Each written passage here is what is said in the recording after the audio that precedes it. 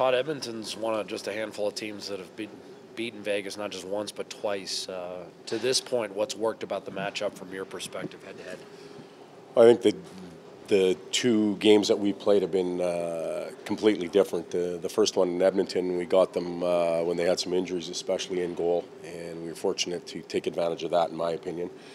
The other one here was at the back end of a back-to-back for us, where we really had to scratch and claw. We lost a lot of players due to injury in that game, and we found a way to win that night. Common themes in both games: we've been over-penalized. Their pace has caused us to take a number of penalties. I think we've been shorthanded 10 times. We'll have to clean that up tonight and make sure we keep them 5-on-5. But we've also found ways to score against this team, and we'll have to keep that up as well. I remember earlier in the year you said you weren't surprised at all that Gerard had them competitive. But what's taken them from competitive to 37-15, in your opinion, when you see them on tape? It starts in goal.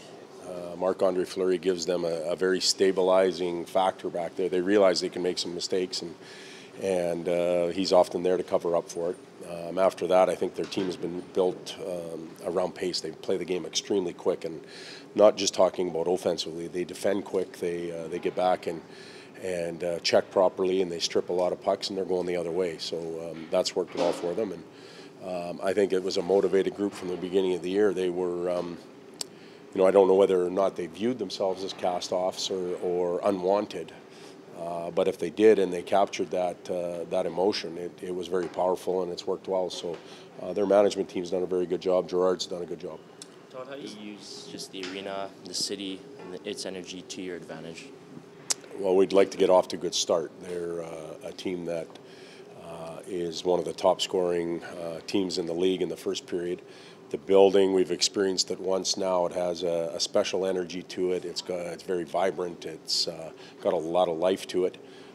That can work for or against us. Obviously, they're accustomed to it.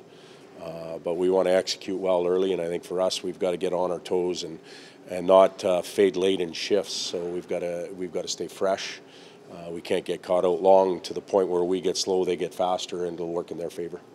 Do other organizations have like a sense of admiration for what Vegas has done, or can you do that against a competitor? How do existing teams view you can do that with a competitor. There's 31 teams in the league, and a lot of teams emulate each other in the league. When it was certain teams winning, playing a certain type of game, there was teams that went to that. This situation here is a very unique one. Their set of rules as far as expansion were a little different than the teams that came in earlier, and they were able to acquire some good players. The salary cap plays a huge factor in a lot of that for teams that didn't exist in the past when expansion came in. I think that their management team's done a tremendous job in envisioning what they want their team to look like and how they want to play, and they've picked the players to do that. And they didn't have expectations. It's easy to play when you're not expected to do anything. It's tough, and we're experiencing that.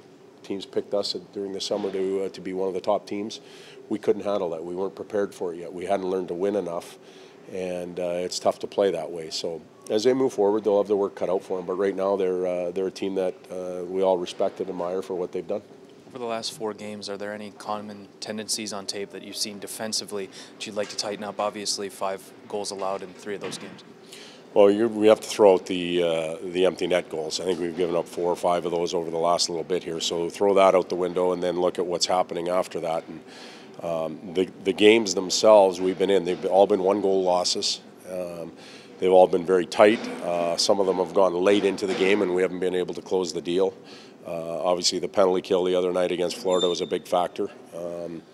And in that case, sometimes it was just individual error and missed assignments, which is disappointing.